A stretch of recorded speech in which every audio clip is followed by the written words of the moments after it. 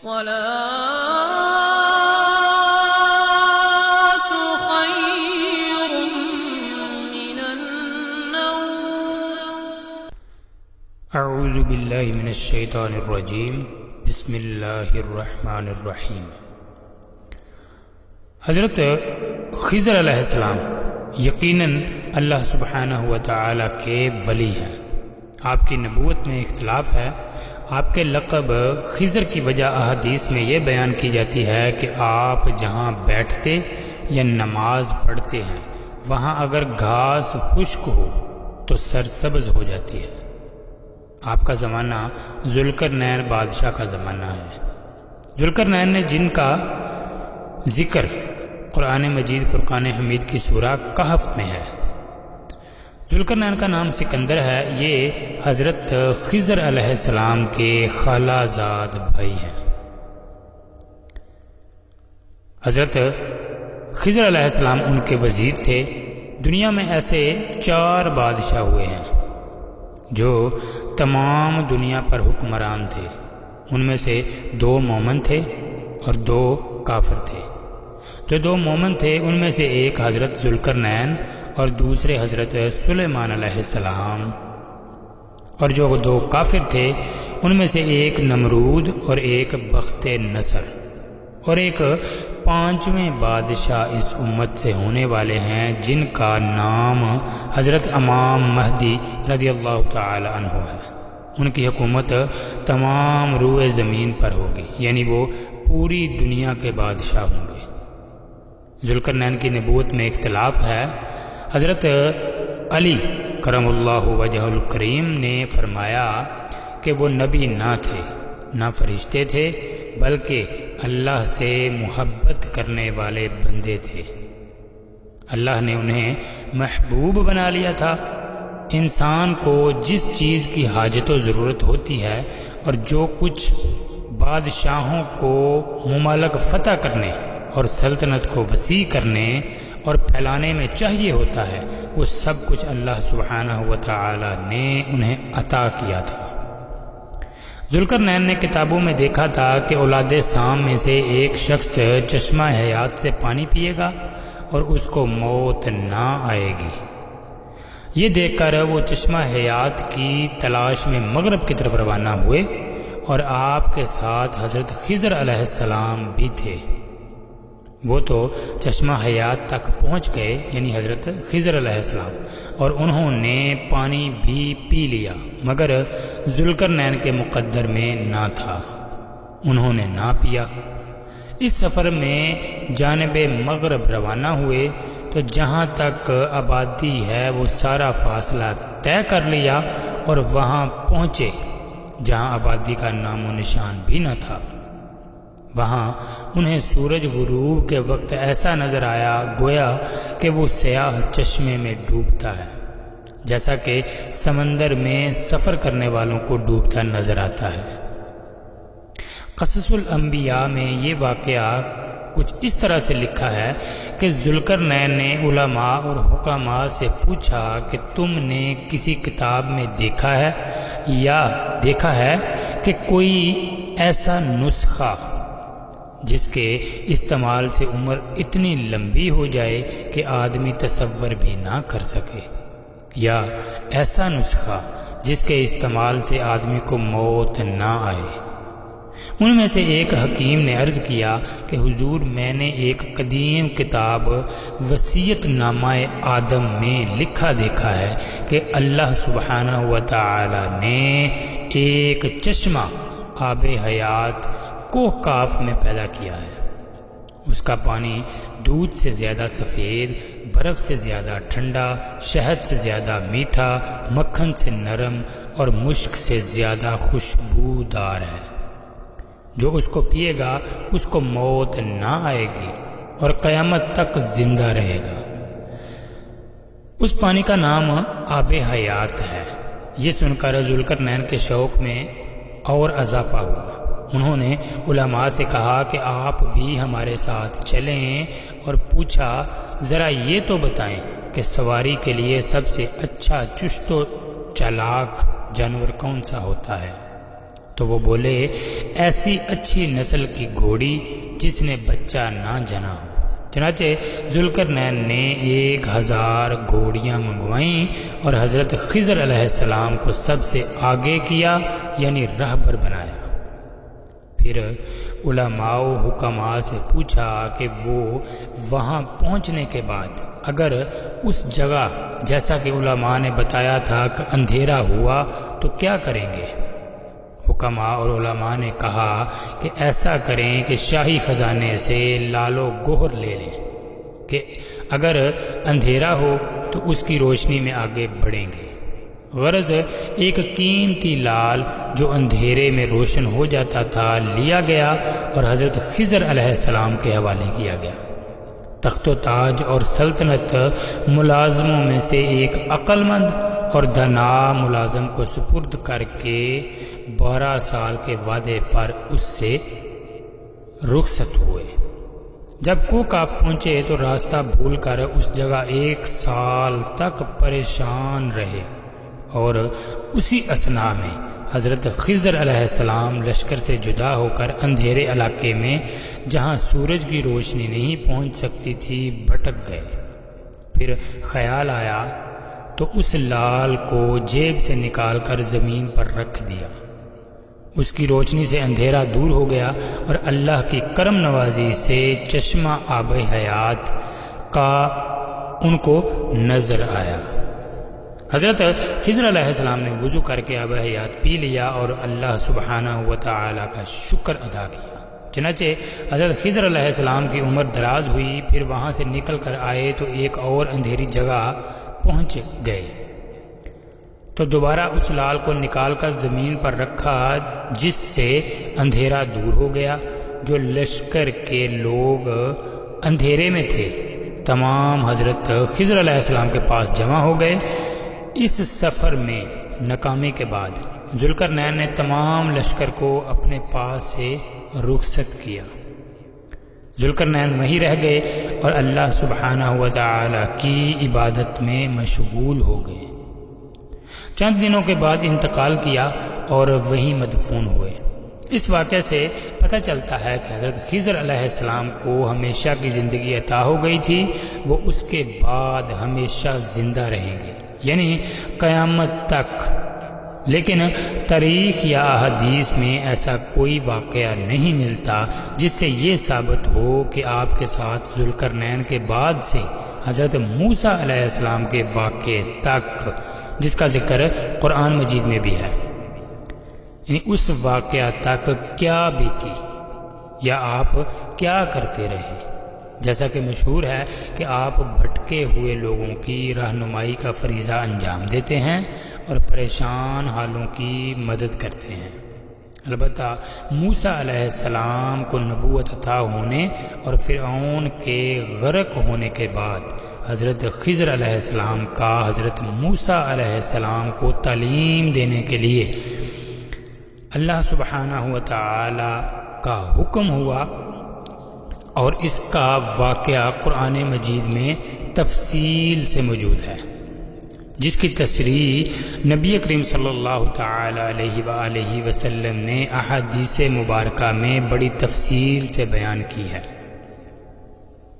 قصص الانبیاء اور تفسیر خزائن العرفان اور بخاری شریف اور مسلم شریف میں مختصر و مفصل کئی جگہ واقعہ موجود ہے۔ روایت ہے کہ حضرت موسیٰ علیہ السلام ایک دن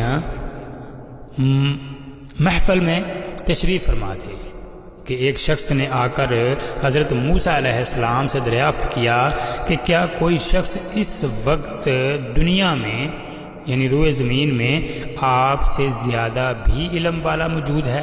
تو حضرت موسیٰ علیہ السلام نے فرمایا کوئی نہیں ہے، کیونکہ توریت شریف جو اس زمانے میں 40 اونٹوں پر لادی جاتی تھی، حضرت موسیٰ علیہ السلام کو زبانی یاد تھی۔ پھر آپ کو اللہ سبحانہ و تعالی سے ہم کلامی کا شرف بھی عطا ہوا تھا۔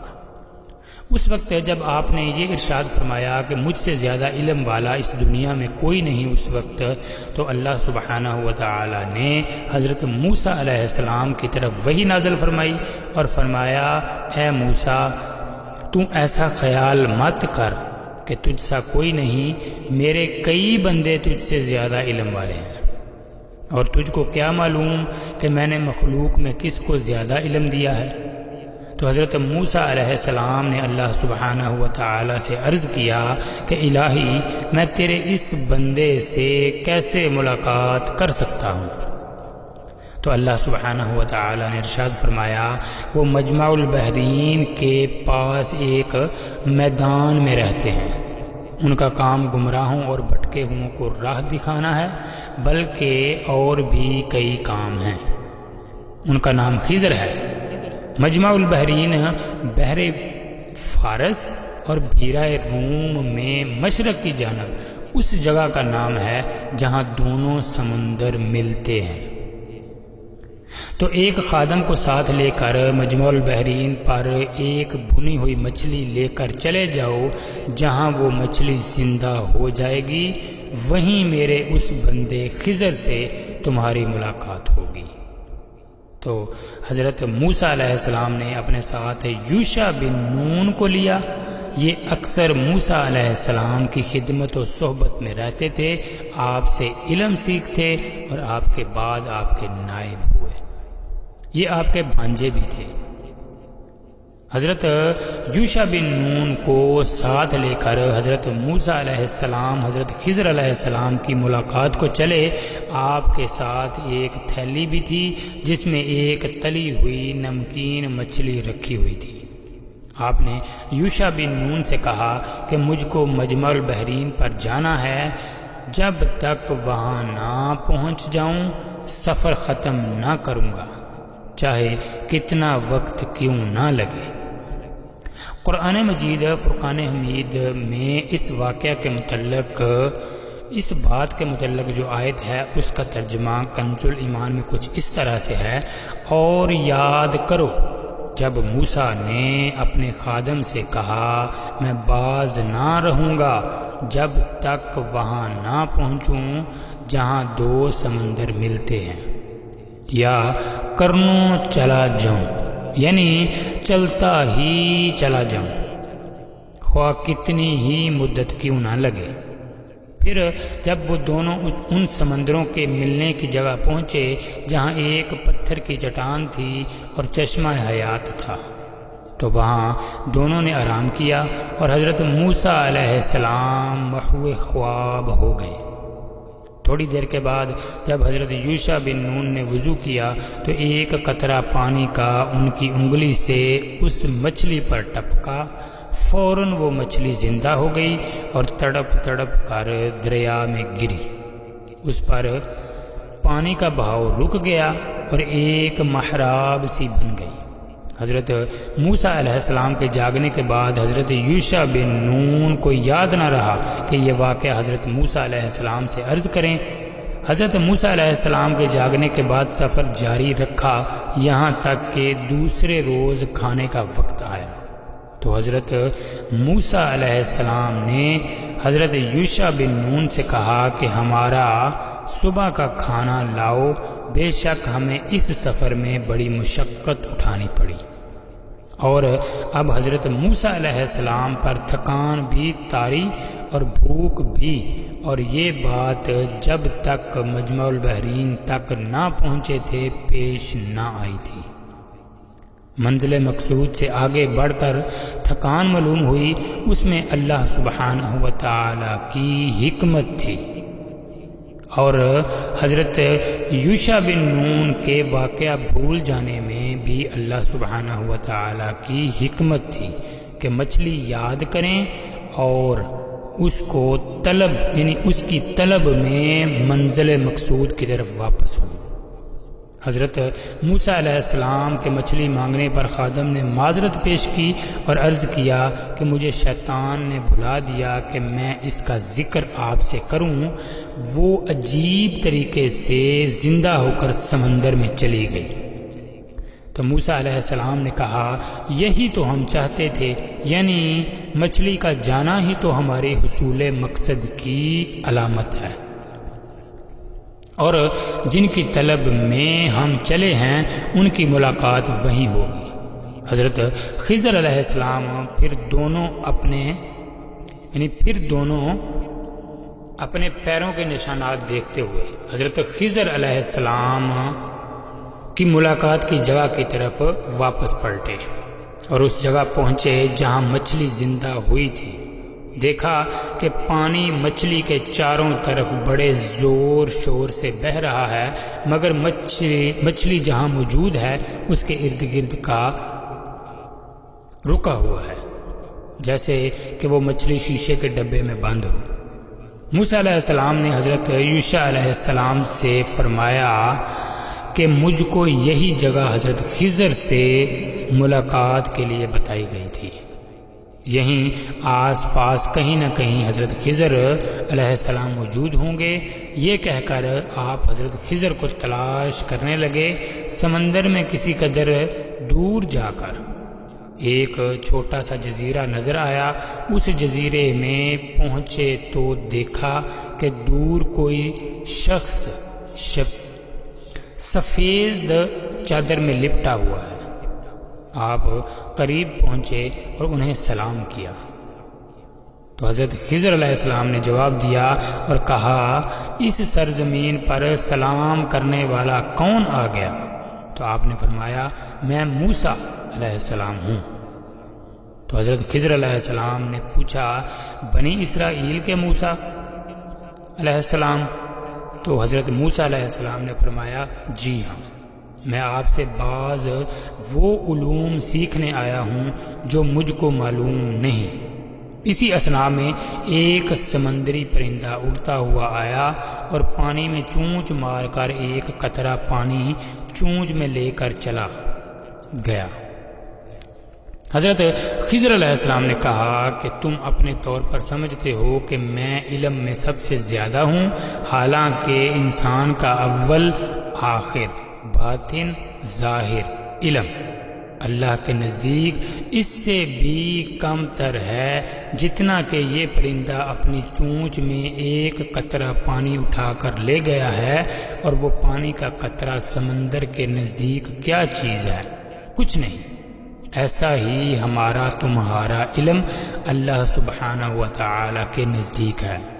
دراصل اللہ سبحانہ و تعالی کو تمہاری تربیت مقصود تھی، اور یہ بھی سچ ہے کہ اللہ کا عطا کردہ ایک علم مجھ کو ہے، تم کو نہیں، اور ایک علم یعنی توریت کا علم تم کو ہے، مجھ کو نہیں۔ پھر موسیٰ علیہ السلام نے کہا، جس کا ترجمہ کنز الایمان میں کچھ اس طرح سے ہے، اس سے موسیٰ نے کہا کیا میں تمہارے ساتھ رہوں اس شرط پر کہ تم مجھے سکھا دو گے نیک بات جو تمہیں تعلیم ہوئی؟ اس پر حضرت خضر علیہ السلام نے کہا، جس کا ترجمہ کنز الایمان میں ہے، کہا آپ میرے ساتھ صبر نہیں کر سکیں گے؟ تو حضرت موسیٰ علیہ السلام کے ادب اور تواضع سے معلوم ہوا کہ آدمی کو علم کی طلب میں رہنا چاہیے، خواہ کتنا ہی بڑا عالم کیوں نہ ہو، اور جس سے علم سیکھے اس سے نہایت ادب و احترام سے پیش آئے۔ حضرت موسیٰ علیہ السلام کا سوال حصول علم سے متعلق سن کر حضرت خضر علیہ السلام نے فرمایا کہ آپ صبر نہ کر سکیں گے، چونکہ حضرت خضر علیہ السلام اپنے علم و کمال کی وجہ سے یہ جانتے تھے کہ حضرت موسیٰ علیہ السلام کا کام شریعت خداوندی کی پابندی کرنا ہے، اور ظاہر شریعت اور احکام خداوندی کے خلاف کرنے والوں پر سختی سے روکنا ہے۔ یہ بات حضرت خضر علیہ السلام کو اللہ کی عطا سے معلوم تھی۔ اگر مجھ سے کوئی بڑی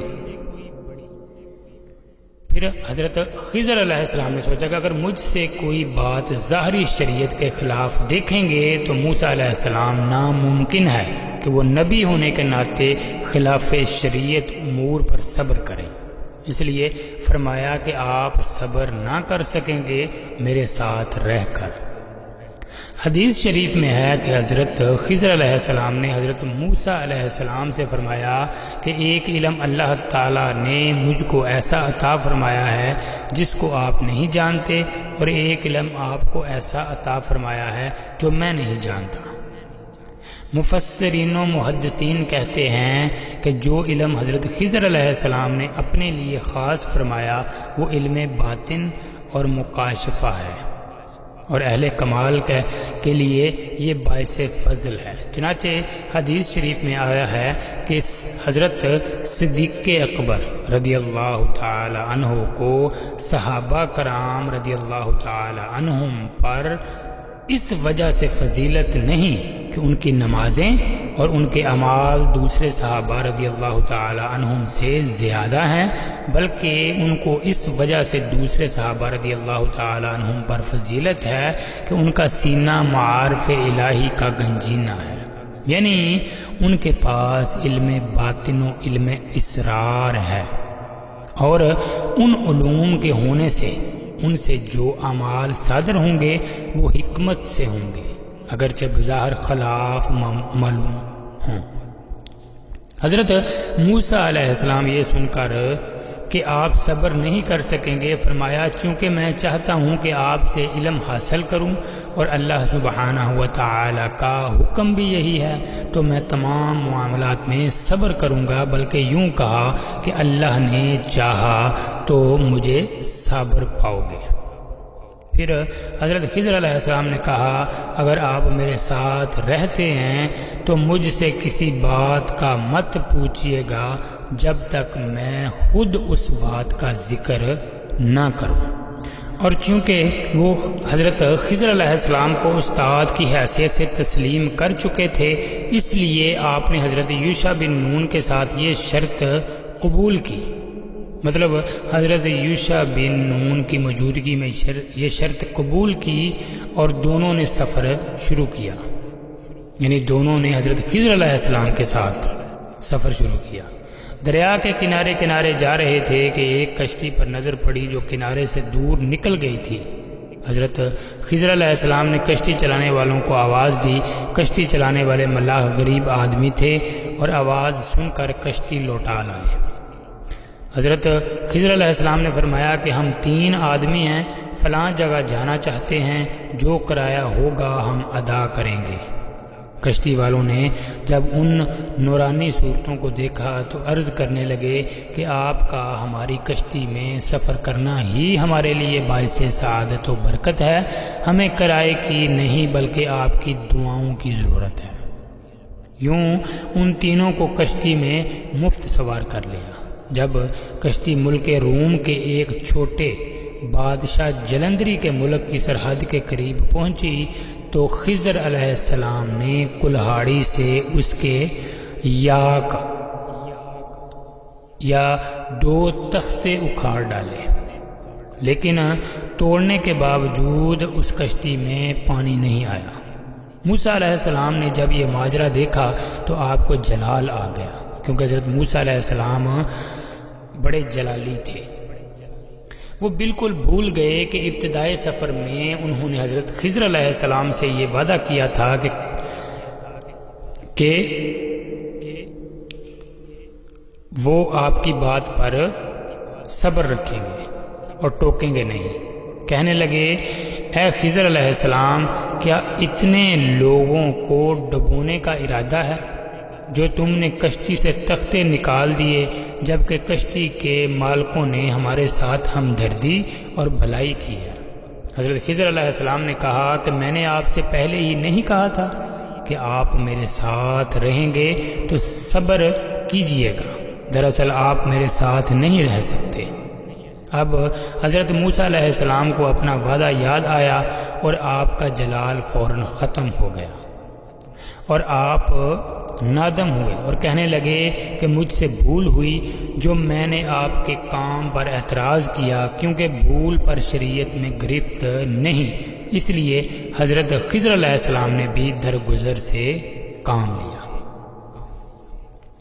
اور حضرت موسیٰ علیہ السلام کو ساتھ رکھا۔ پھر کشتی کنارے پر آ لگی اور یہ تینوں کنارے پر چلتے ہوئے ایک شہر کے قریب پہنچے۔ وہاں ایک مقام سے گزر ہوا جہاں لڑکے کھیل رہے تھے۔ حضرت خضر علیہ السلام نے ان میں سے ایک نوعمر لڑکے کو پکڑ کر زمین پر لٹا دیا اور قتل کر ڈالا۔ حضرت موسیٰ علیہ السلام چونکہ نبی تھے اور نبی کا کام برے کاموں پر لوگوں کو ٹوکنا اور منع کرنا ہوتا ہے، لہٰذا آپ ایک غلط کام بلکہ ایک ظلم ہوتے ہوئے نہ دیکھ سکے اور پکارا کہ اے خضر کیا کرتے ہو؟ ایک ایسے لڑکے کا خون کر دیا جس نے کوئی گناہ نہیں کیا تھا۔ دوبارہ اس وعدہ خلافی کو دیکھ کر حضرت خضر علیہ السلام نے فرمایا، میں نے پہلے ہی آپ سے کہہ دیا تھا کہ آپ صبر نہ کر سکیں گے۔ اب موسیٰ علیہ السلام چونکہ ایک مرتبہ کہہ چکے تھے کہ بھول ہو گئی، لہٰذا اس دفعہ یہ تو نہ کہا کہ بھول ہو گئی، بلکہ یوں کہا کہ خیر اب تو غلطی ہو گئی، آئندہ اگر میں آپ کو ٹوکوں تو آپ مجھے اپنے ساتھ نہ رکھیے گا۔ حضرت خضر علیہ السلام نے حضرت موسیٰ علیہ السلام کا یہ قول منظور کیا اور آگے بڑھے، حتیٰ کہ دوپہر کا وقت ہو گیا، سب کو بھوک محسوس ہوئی تو ایک شہر میں پہنچے۔ وہاں دیکھا کہ لوگ خوشحال ہیں، مکان اچھے ہیں، اور شہر کی ظاہری حالت سے پتہ چلتا تھا کہ وہاں مال کی ریل پیل ہے۔ یہ تینوں کئی ایسی جگہ پر گئے جہاں لوگ جمع تھے اور خود کو مسافر ظاہر کر کے فرمایا کہ ہم بھوکے ہیں، کوئی ہمیں کھانا کھلا دے، مگر وہاں کے باشندے اتنے کنجوس تھے کہ کسی نے بھی ان کا خیال نہ کیا۔ یہ تینوں گھوم پھر کر ایک ایسی جگہ پہنچے جہاں انہوں نے دیکھا کہ ایک بوسیدہ دیوار گرنے والی ہے۔ حضرت خضر علیہ السلام نے اس دیوار کی مرمت کر دی اور اس کو اس طرح کر دیا کہ وہ اب برسوں نہیں گر سکتی تھی، کیونکہ یہ کوئی ناجائز اور غیر شرعی کام نہ تھا، لیکن حضرت موسیٰ علیہ السلام کو ناگوار گزرا کہ آپ ایک ایسے شہر میں جہاں لوگوں نے ہمیں کھانے تک کا نہ پوچھا اور بے مروتی اور بد اخلاقی سے پیش آئے، وہاں کی ایک دیوار بغیر اجرت کے درست کر دی۔ لہٰذا حضرت موسیٰ علیہ السلام نے فرمایا کہ اے خضر، جس شہر کے لوگ اتنے بے مروت اور بد اخلاق ہوں کہ مسافروں کو کھانے تک کے لیے نہ پوچھیں، اگر ان کا کوئی کام کرنا ہی تھا تو آپ اجرت ٹھہرا لیتے کہ اپنے کھانے پینے کا ہی بندوبست ہو جاتا، کیونکہ یہ تیسرا اعتراض تھا۔ اس لیے حضرت خضر علیہ السلام نے فرمایا کہ آپ کی ہماری کیا بات طے ہوئی تھی کہ اگر اب میرے کسی کام پر اعتراض کریں گے تو بس آئندہ ہمارا ساتھ رہنا مشکل ہوگا، لہٰذا اب ہماری اور آپ کی جدائی کا وقت آ گیا ہے۔ حضرت موسیٰ علیہ السلام نے چونکہ یہ شرط خود رکھی تھی کہ آئندہ اگر میں بولوں تو آپ کو حق ہے کہ مجھے ساتھ نہ رکھیں، اس لیے کچھ نہ کہہ سکے۔ ہاں یہ ضرور کہا کہ ٹھیک ہے آپ جاتے ہیں جائیں، مگر یہ جو 3 واقعات آپ کے سفر میں دیکھے، کشتی کا توڑنا، بچے کا قتل کرنا اور دیوار کی بغیر اجرت کے مرمت کرنا، ان واقعات کی باطنی کیفیت اور حقیقت سے تو آگاہ کرتے جائیں۔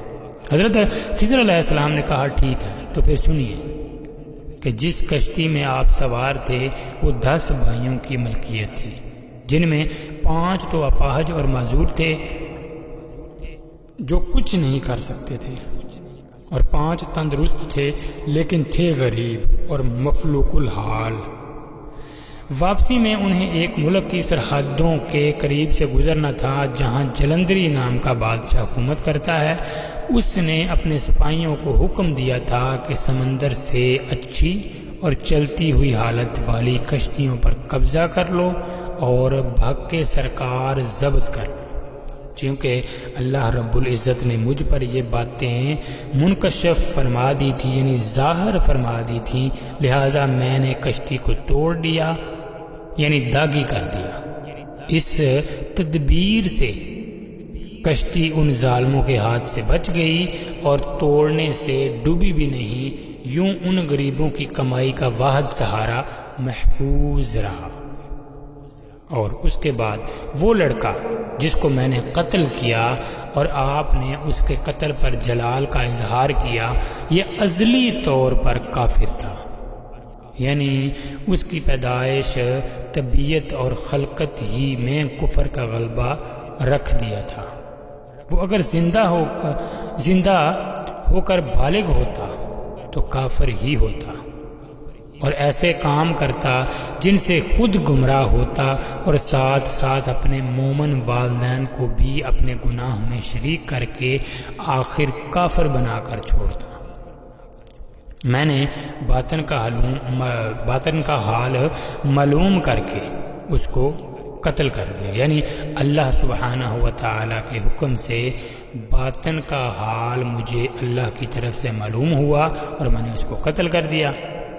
اللہ سبحانہ و تعالیٰ کو منظور تھا کہ لڑکے کے والدین کا ایمان بھی سلامت رہے، اور اس لڑکے کے بدلے اللہ سبحانہ و تعالیٰ ان کو ایک بیٹی عطا فرمائے گا جو ان کے لیے بڑی برکتوں والی ہو۔ مروی ہے کہ اللہ تعالیٰ نے اس لڑکے کے بدلے اس کے والدین کو ایک بیٹی عطا فرمائی۔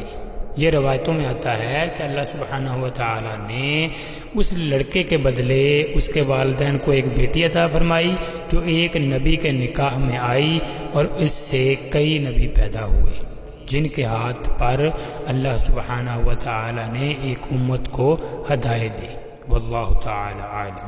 پھر آخری بات کہ بخیل شہر والوں کو، یعنی بخیل شہر والوں کی دیوار بغیر معاوضے اور اجرت کے میں نے مرمت کی تو آپ نے ناراضگی کا اظہار کیا۔ تو سنیے، یہ 2 یتیم بچوں اسرام اور سلیم کی ملکیت تھی جن کے مومن ماں باپ نے اپنی حلال روزی سے کچھ مال جمع کر کے بچوں کے لیے دیوار کے نیچے دفن کر دیا تھا کہ بڑے ہونے پر ان کے کام آئے۔